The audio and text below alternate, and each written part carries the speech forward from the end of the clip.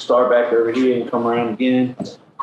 So I'm Jim Engel, Chesterfield County. I'm the vice chair of the board and getting the meeting started. So Tyrone gets here to take over. Bonnie Ashley, General Counsel. Dan Schmidt within Rico County. Barb Smith, Chesterfield. Nicole Jones, 9th District City Council. Ellen Robertson. Dave Anderson, Chesterfield. Todd Garrett, Enrico. Cheryl Adams, CEO, and I'll ask staff to please state your department because we have guests here this morning. Please, thank you.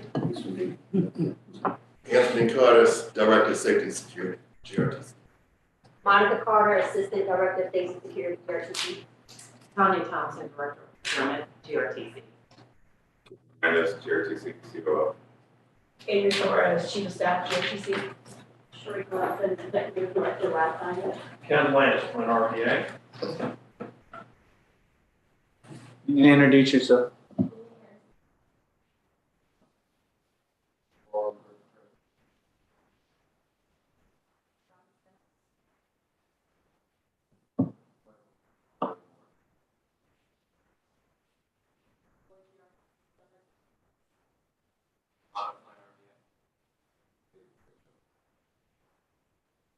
Morning, everybody. Drive Road, Metro Morning, Diana Moore Clark, City of Richmond.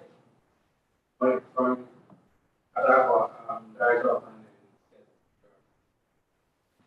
John Zizarella, GRTC Chief Financial Administrative Officer. Joe Diller, Director of Government and External Affairs, GRTC. Tony Bird, Director of Maintenance, GRTC. Dexter Hurt, Director of IT, James Smith, Executive Assistant, Thank you for those introductions. And do we have any public comments? There wasn't any on the floor. Is there anybody here today that would like to give a public comment? Next item that we can move to is operational updates. Kevin?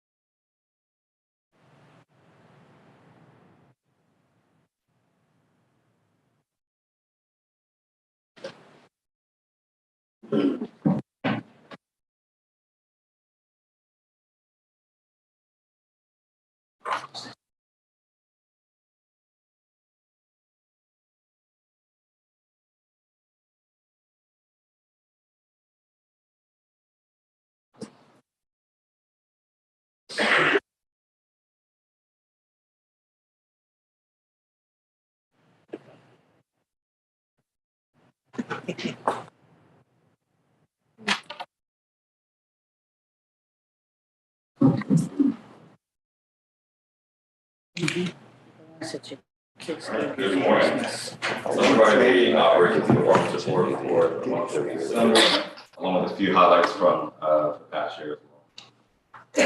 So starting with our fixed route services and transportation, they want to highlight our training success for the past year. So we had a total of 60 trainees in 2024. We got 49 graduates, which is about an 81% success rate. We're all looking for 80% or better. And I do want to take this time to highlight our HR department for their efforts with recruitment, onboarding, as well as their training department.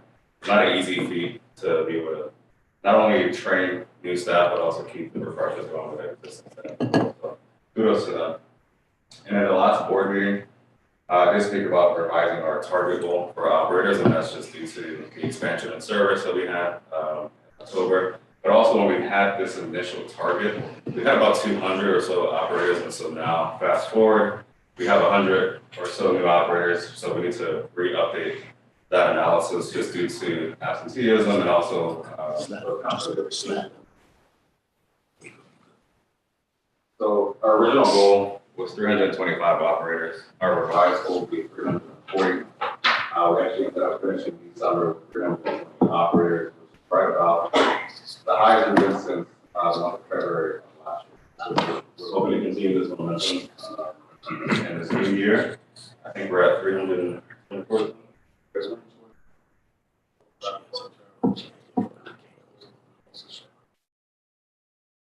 We're at really close to not only getting that original goal, but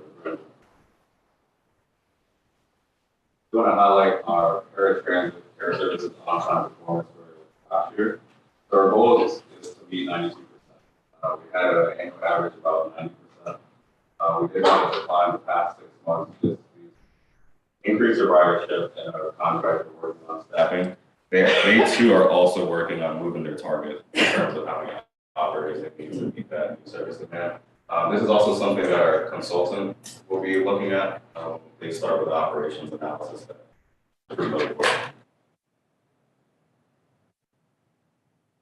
So jumping over to our link, I also want to highlight the training success there. We had a 97% success rate with our link. In terms of training, we had 31 trainees and 28 graduates. We also did revise that target as well in terms of it's just due to the increase in ridership and need for more operators to meet that service demand. So the original goal was 24. We're looking now at 30, and we finished the month of December with 22 operators. So in the previous board reports, I did start reporting out our on-time performance, which is a 20-minute or less wait time for our riders. We did have an issue with our software provider and how that was being calculated. So this is actually the revised report. For the past 6 months, we've actually been right around 99%, which is something we are going to continue to try to achieve. But actually for the whole year, we've actually seen within 90% area. Jumping over to safety and security, our reported events have pretty much remained on average between 38 and 39 for the past 6 months or so. Looking back at December of last year, it was around 36, and we ended this year at 38. Both microtransit and paratransit reported events also went down, they decreased. Jumping over to security with assault. So we did have one physical event reported, and that was just more so we have a reported weapon being brandished at a downtown transfer station. That was reported as such. Ended up closing the downtown transfer station temporarily, but we were able to get that under control with the help of PD. We did have one verbal event reported on our fixed route, and we're continuing to coordinate with our contractor for our public safety officers. And we're still looking to launch that in February. And we did also hire our inaugural transit ambassador team, which is they're pictured here along with our assistant director, Monica. They're currently going through training, and we should have them out and about in the spring. Training will take approximately 8 weeks. So roughly around March. For customer service, our complaints went down about 30% from the past month. Our link complaints remain on average about 1 to 2. We did see an increase in our paratransit care complaints. Staff has met with the contractor to work on these as well. But this is something the consultant also becoming. Question. What's up with the late schedule? I see it's increasing, not decreasing. The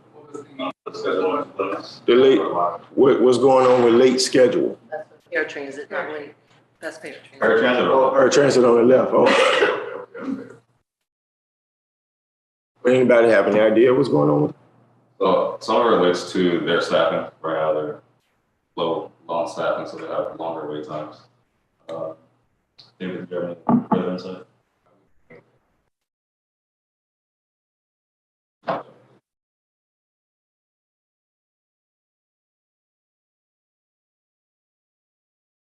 Okay, thanks. We had a lot of competition as well. Jumping over to fleet and facilities maintenance, our PMs, we continue to meet our 80% goal. Our miles between roll calls are on average. We're seeing a slight increase in some breakdowns, but that's just something expected with the winter weather.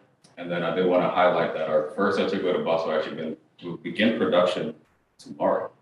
So the first bus will go online, so we're really excited about that. This is the updated rendering of that bus, and we'll keep the board updated as a. And lastly, just highlight our facilities maintenance. They had 72 completed work orders this past month. And I actually wanted to highlight 3 individuals. One of them is Mr. Tony Bird, our Director of Maintenance, Mrs. Sim Barber, Director of Transportation, and Mr. David Wells, our Facilities Manager. As you guys know, we had 2 snowstorms. In the month of January, we had the water crisis as well. These 3 individuals were here and present along with their teams for 12, 16 hours, and they were able to keep our operations going, our facilities going, making it safe for our staff and making sure we can get the most of them. So just want to recognize them. That concludes my report. Question? No questions. Thank you.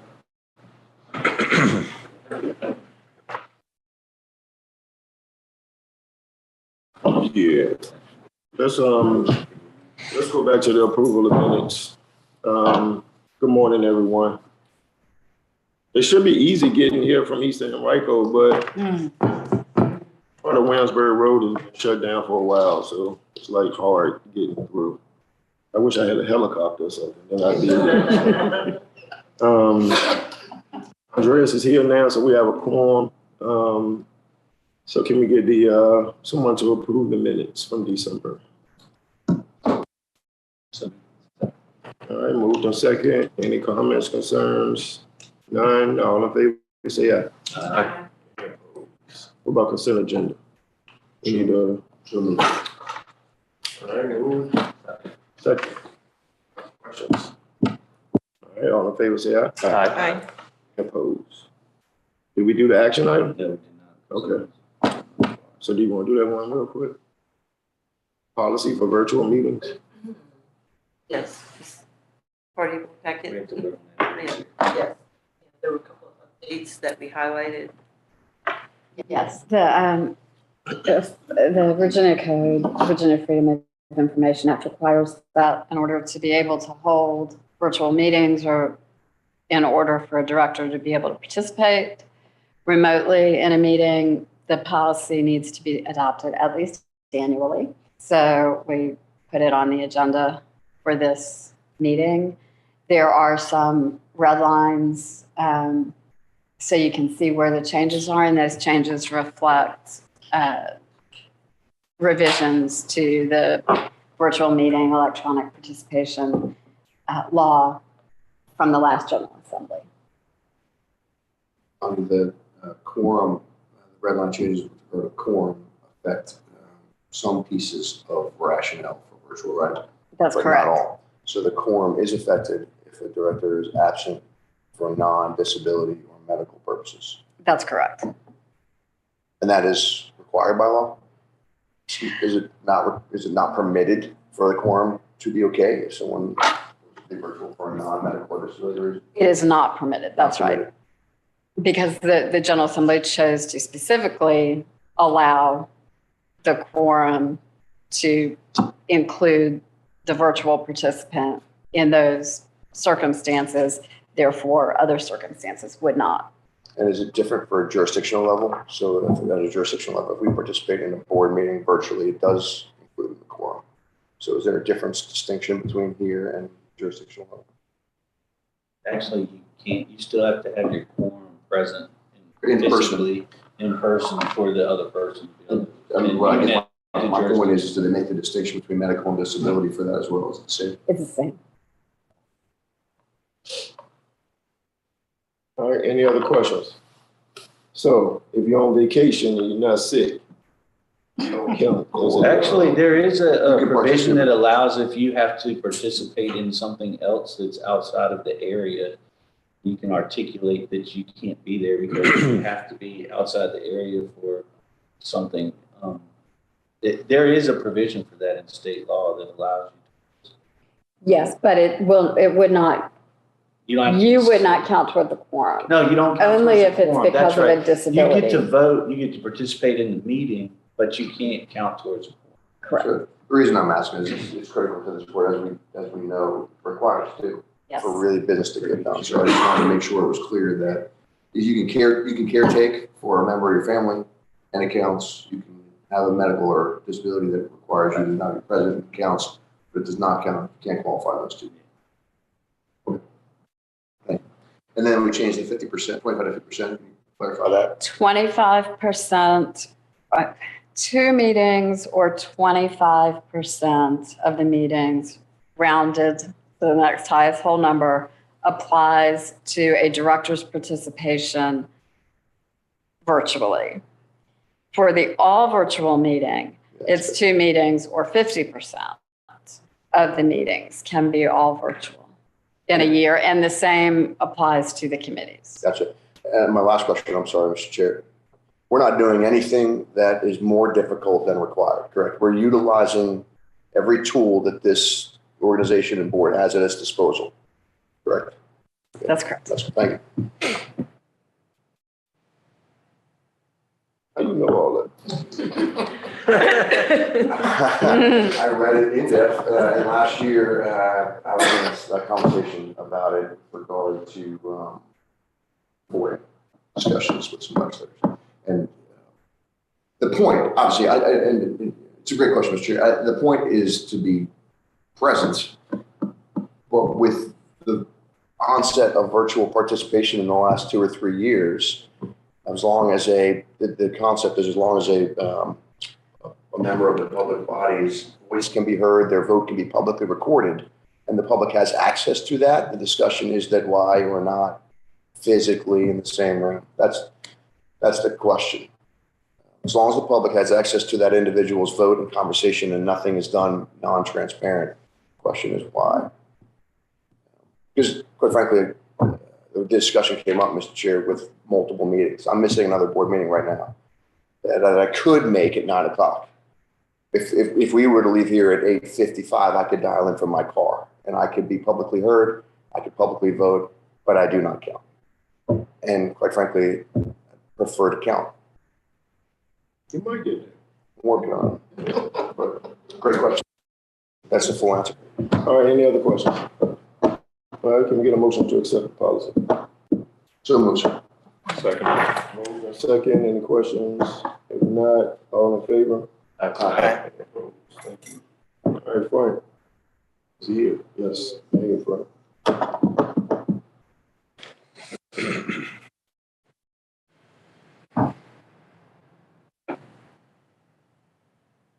Doctor Frank. He even got that PhD.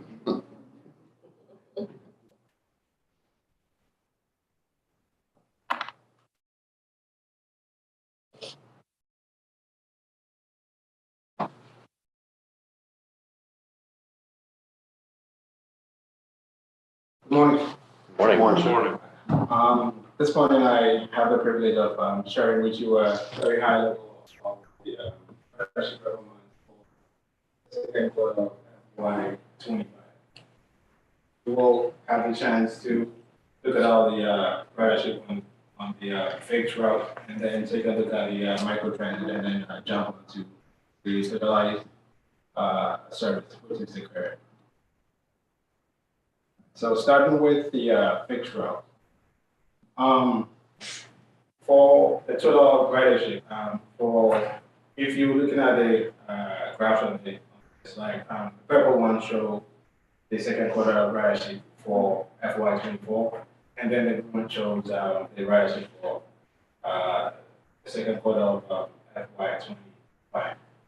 And that applies to all the government. So we are looking at the local fixed route, the BRT, and then the express.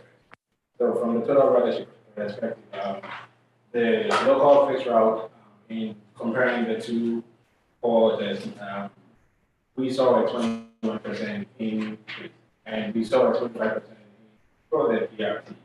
Then the express saw a 3% increase. So that is how our ridership perspective. Now, last one we had talked about also sometimes things you can look at it from average daily boarding perspective. So this is what it looks like. For the fixed route, I mean, still looking at the fixed route from an average daily boarding perspective, what we're looking at is, well, usually for the ridership, the ADP or the average daily boardings, we try to break them into weekdays, Saturdays, and Sundays. The reason being that Usually one on the weekdays, we have a higher level of service, and ridership. And that is the highest period of ridership that we see in comparing to both Saturday and Sunday. So looking at the local fixed route for the weekday, we saw a 19% increase for those two different cohorts. The BRT saw a weekday increase of 22%. Saturdays, it saw a 20% increase. Sundays, it saw a 42%.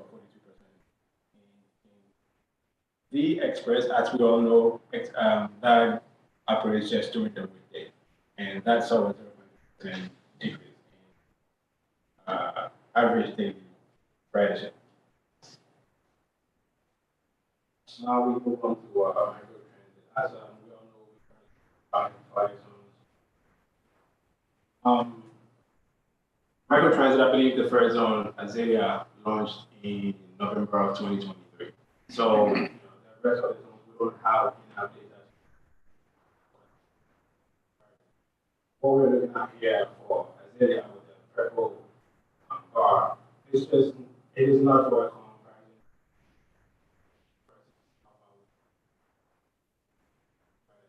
So, I mean, for this quarter, the months that we are looking at it are October, November, December.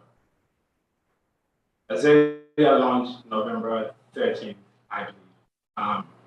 During that period between November and December, the ridership growth was about 15%. So let's just say we assume to use that to project the ridership growth for October, to be able to look at the 3 months that consider. That ridership will still be under 3,000. So in comparing to what it did in FY25, there will be about over 160% increase in ridership. Like I said, this is not for us to compare anything, but just to tell us the story of how far we have come with ridership on the microtransit. And this is specific to the Azalea zone. As we have seen here, the month-over-month comparison, because these trends are pretty much reflective of the month-over-month comparison. You can see that ridership keeps going up. In the various zones, it is only causing that the reflection is pretty much on the total ridership side as well as the average day. So, I would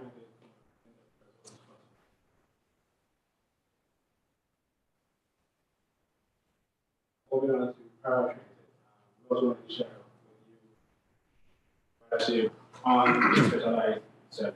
So for care and care plus, comparing the two different cohorts, we are looking at an increase of 21%.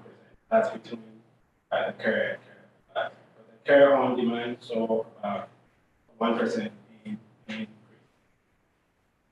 Then if you're looking at it from the average daily ridership perspective, it's pretty much similar.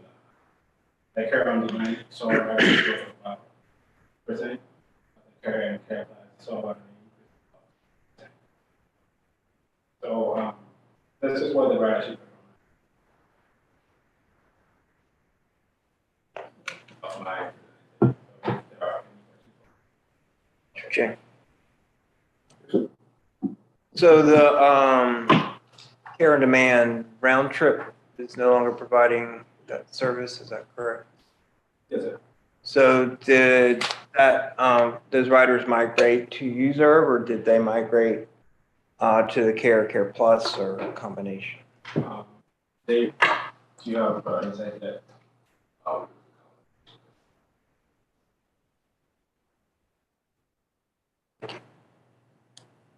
So it looks like Ashland and Azalea. Yeah, Ashland is so Ashland is doing pretty well, it looks like. Interesting. I know we had talked about looking at who is riding on that.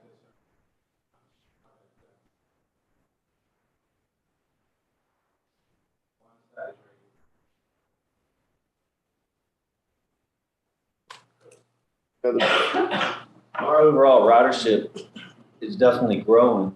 And it's probably a combination of two things. One, we added more service, which has probably made us more of a transit of choice for more people. So it seems like it's definitely helping to change the way people are traveling. So that's a positive. That is very true. All right, thank you, sir. Appreciate you.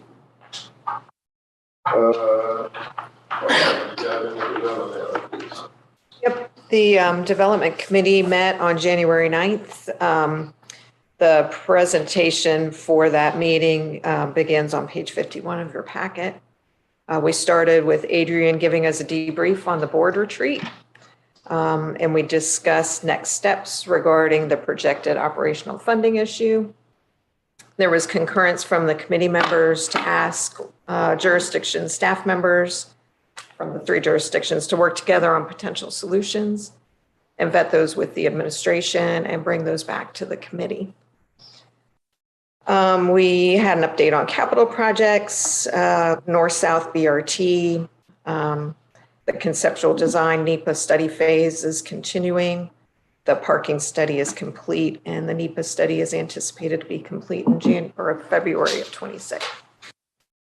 The Pulse Western extension, 30% plans are expected to be complete in June, and parts of the NEPA study have been submitted for review comments. Next door, the church demolition project, at the time, asbestos abatement was underway and demo expected to begin in mid-February. So making good progress there. Pulse station modifications should be complete in April. So those are the highlights. There's more information in your packet on some other capital projects. As Frank mentioned, the Link Rider Survey is underway with the goal of trying to understand trip purposes and satisfaction of riders and demographics, folks who are using the service. The draft annual regional public transportation plan, this is a long one, was submitted to the Richmond Regional Transportation Planning Authority Technical Advisory Committee, and they are reviewing that and providing comments. That includes FY26 service priorities, including microtransit zone priorities and other changes to the service, our system wide. And you can see a summary of those potential changes on page 76. That's all I have. Questions? Questions? Thanks. Good morning. Adrian, you back to work? I am back. I just want to bring your attention to just an update and show you guys the rendering that our consultants did for the downtown transfer station. This did go through council on January 13th with the MOU that we approved back in the fall. So that has been signed, so we will now coordinate with the city on next steps. But they did a great job with some of the renderings. This one is if you're on Clay Street and 9th Street on the top. That's the 2 towers and opening back up Clay Street. Sorry, that's not true. That's the bottom one. The top one is if you're on Lee Street and facing west, and that's 10th Street. So 2 different angles, visuals of what it could be. That's it? That's the only update you're gonna bring to us? Yeah, I thought we were gonna see a baby picture.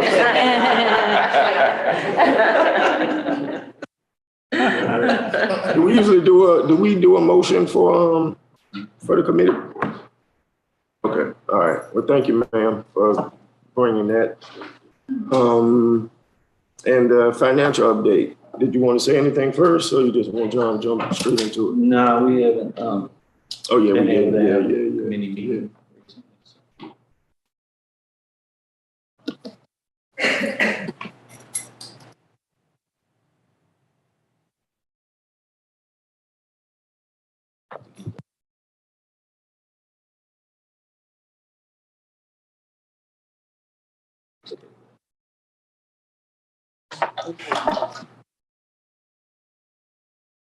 So I'm just gonna set up.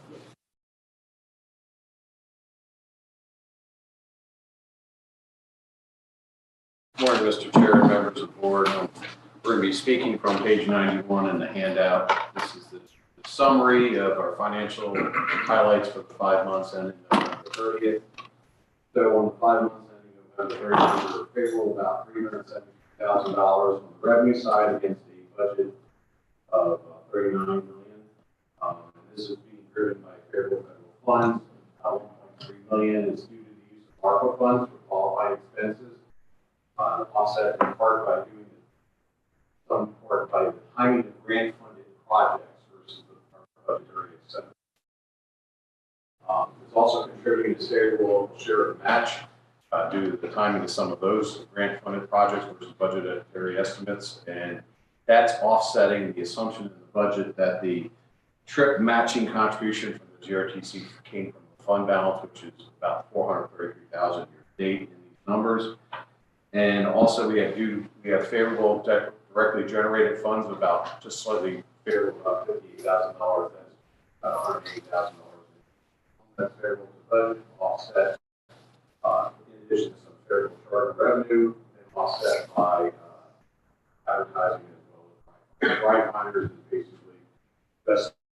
The headcount for RideFinders is leased from GRTC so that we have less headcount in RideFinders so we can invoice less. The budget was set with higher expectations. Nothing really of concern there on the revenue side. On the operating expense side, we were favorable versus budget about $2.3 million on a budget of $37.1. There's about $566,000 in favorable labor. That's primarily being driven in the G&A sector. As you saw that from Kevin's presentation earlier, the budget contained 325 operators, 30 microtransit, raising the target for the fixed route operators of 340. So we're going to start recruiting and training more of those folks throughout the year. So we're going to probably see some of this favorableness on the labor line road, but that's okay. We utilize the operating training wages. We fund that through our program. So yes, so it'll be unfavorable versus budget. However, when that other significant driver primarily is on the planning and consulting lines, about 2.9 million favorable, and this is what I'm talking about, the timing. There is a large amount of invoices that are coming through to be processed. It's obviously based grants, so that after we pay them and revenue. So not any concerns right there. The unfavorable insurance premium expense, $646,000, is that it's us accountants. We put reserve for every reported uninsured motorist in the month of November, so it will be a positive amortization down over the next 6 months. And purchase transportation, the trend is still trending above what our budgeted was, and you can see from this presentation, there's a slight uptick on demand. So that's currently at $585,000. Net, we have a fund position of positive $4.6 million. And as you can see that on the balance sheet, cash flow between the operating account and capital accounts, positive cash balance dollars. With that, that's the synopsis of the month of November. We are going to meet in the Finance Committee on February 13th. December financials. Just close this week.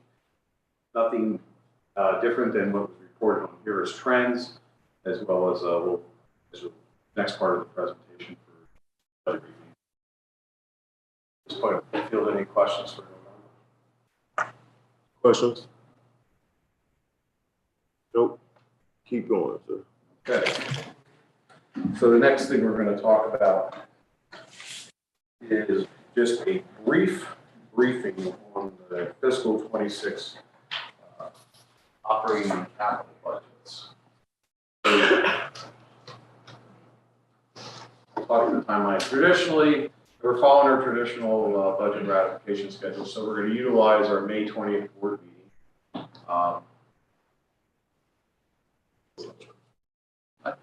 There we saw that. Frank does it much better than I do.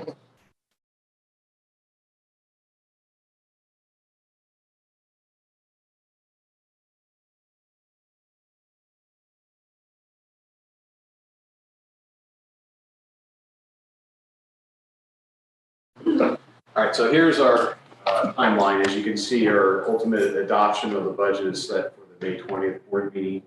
And we're going to utilize the February 13th, the April, and the finance commissions to have that discussion. I'd also like to call out on the May 8th board meeting, the May 8th finance committee meeting, as we've done in the past. We call it at that meeting, we plan to have the addition to this regular financial report slides, also have the draft proposed budget book available. We like to have that available by the April board meeting for dissemination so that members of the board have full 30 days to read the budget book, as well as be able to attend the finance committee meetings and other workshops that will go on to the May 20th. Provided every opportunity. With that said, just some brief highlights of what our operating expense budget that we're staff. Short staff, short change staff. Staff has been, my finance staff has started in December and they've been meeting with the GRTC operating staff throughout the month of January, going back and forth, going in depth, explaining what is occurring in fiscal 25, as well as sitting down and planning for fiscal 26. So there's a lot going on behind the scenes up to this point. I don't not give anyone the credit for all the work that they've done. So some of the key items here, as you are aware, about 68% of our operating budget is human capital.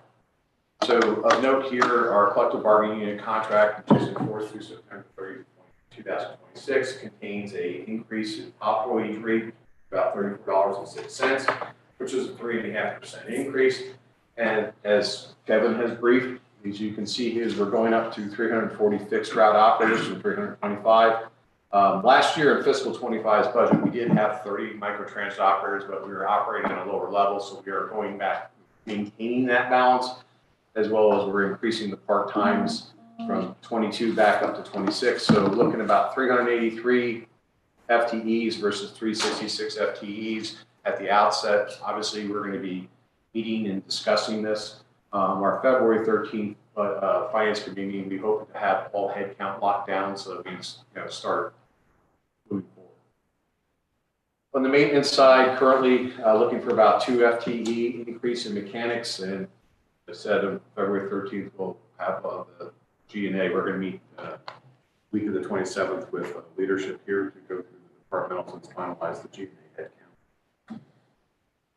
So other key assumptions here that are underlined to help us to prepare the budget is the revenue miles projections and revenue hours. So I will say that that these are the preliminary estimates, and this year's are subject to, through doing the transit strategic plan, that we've had a new assistance from outside. So these are probably a little more crisper than in prior years. So we're looking about 7, it looks like it's a slight decrease, but I think it's a much more accurate depiction of what our service would be. So trending around 6.75, up a little bit, and on the revenue hour trending as well. Saw in the resolution for medical, 4.65% is one of the significant assumptions that you can see here. We're making our commitment to maintaining our medical programs, offering the traditional OAP as well as the consumer-driven wellness with HSA. And some of the other assumptions here they're being baked in here is 0 fares continuing through June 30th, 2026. The RPT 0 fare grant that has run its course. So we are looking to continue the $1.2 million VCU contribution, as well as add in $5.5 million of 0 fare contributions. Second line item, the monthly DRPT operating contribution, that's based upon, we're assuming that we're still at the 30% ceiling, so that formula is taking your fiscal 24 operating expenses, which 86.99 from our Brown Edwards audit report, less our depreciation, so we're looking for about 23.1 million. And then from CBTA, based upon the concepts of the prior approved regional public transportation plan, we're looking at about 26.234 million, about another 100,000 for studies, and Capital is going up, and this is a discussion point that you'll see in a couple of slides later, but slated in there right now about 1.45 million. That would be of the local share, which is traditionally 4%, 2% of, half of the 4% or 2% is CBTA. So the other flip side of that is split between the 3 local municipalities. All right, so operating contributions, this is a discussion topic. We had been using February to February. Originally it was June to February. February still leads to problems because February's CPIU is released in middle of March. So at that point, municipalities are already down the path and it's hard for them to stop. So, I have calculated the CPIU increase based upon this December's CPIU, which came out on January 15th. It's 1.7%. Based upon that, that yields an increase of operating contributions of $236,601. This is the minimum funding level based upon the CBTA legislation. In here, I show how it's calculated in comparison to the prior year's CPIU adjustments.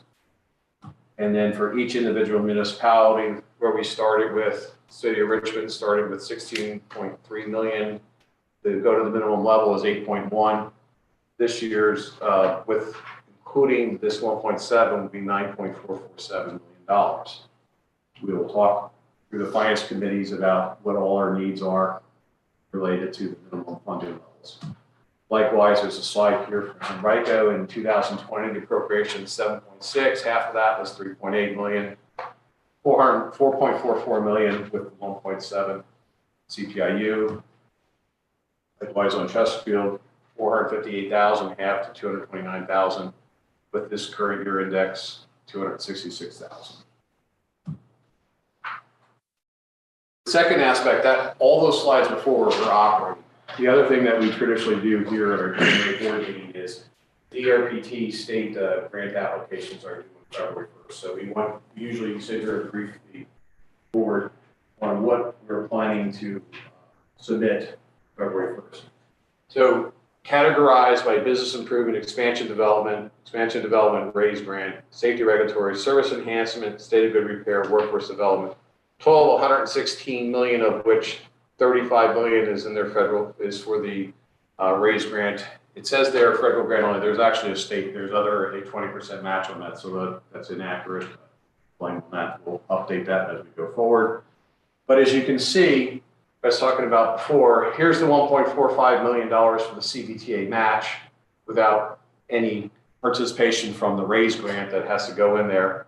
The local 3, this is Richmond, Henrico, and Chesterfield. This would be their components of the local share of this grant if everything is awarded. Now, this is what we're submitting. It's not everything that we get, but we're putting in 81 million into DRPT, 35 million into the federal raise grant program. So this is what we're submitting, and obviously we will find out more information on this probably towards the beginning of April. That's why we have this series of the Finance Committee meetings to brief the members of the Finance Committee and then brief the board as we learn things such as the flex awards that usually come around the end of March, and DRPT, we get the crystallization of what those funds that are coming out middle of April. And then this one, I can't read it, it's an eye chart, but this is the detail, and if anyone wants it, we can circulate. This is the detail of the projects that we're submitting that are summarized in this. So, You standing right there at it, and you still. Well, after staring at screens for a couple of decades, I just kind of. I'm just messing with you. You know, the great vision that we're playing here. So that slide, the one those are all grant applications you're submitting or that you have? Those are grant applications that we are submitting. How? Yes, we've been keeping Leah busy. Well, Adrian was away. That's amazing. But Adrian was watching. Yes. All right, any other questions? I just want to say, zero fare is the assumption. We looked for that in 26, so we don't need to receive like hundreds of emails and comments. that is the goal. Sure they'll come anyways, but I just want to put a preemptive. Yeah. Clearly, this organization is just seeing that the expiration of the DRPT grant thing has tremendous impact on where we can go with that in the future. For 26, we're committed So, yeah, to pre-therapy, but we're gonna have to continue to have those discussions And we've talked about for the future. developing those revenue lines from sponsorship or from anywhere else and the future grant and things like that. But it's critical Yeah, I agree. to continue that, because look, we saw it in ridership. Go back to that yellow chart, the chart with the yellow bars, the ridership. We're doing the right thing by our regional residents. You have to figure out how to funding gap for the next, we talk about finance committee meetings all the time, but we have to find a funding gap for the next 3 to 5 to 8 years. Other questions? All right, thank you. I think, Madam CEO, you're up next. Good morning, everyone. I just want to remind you that in February we have 2 committee meetings. The operations will meet on February 13th as well as the finance. So, look forward to seeing you there. That's all I have. All right, colleagues, we do, it is time to do our CEO evaluation again. I feel like we just did. January is the month, so we may have 3 meetings in February. Not for all of you, though. I think last year, I represented Henrico. Dave Anderson was supposed to represent Chesterfield, Allen Robertson, Richmond. But I think. Last year was Barb. Oh, not last year. This year was different. Oh, so this is recommendation. Yes, okay.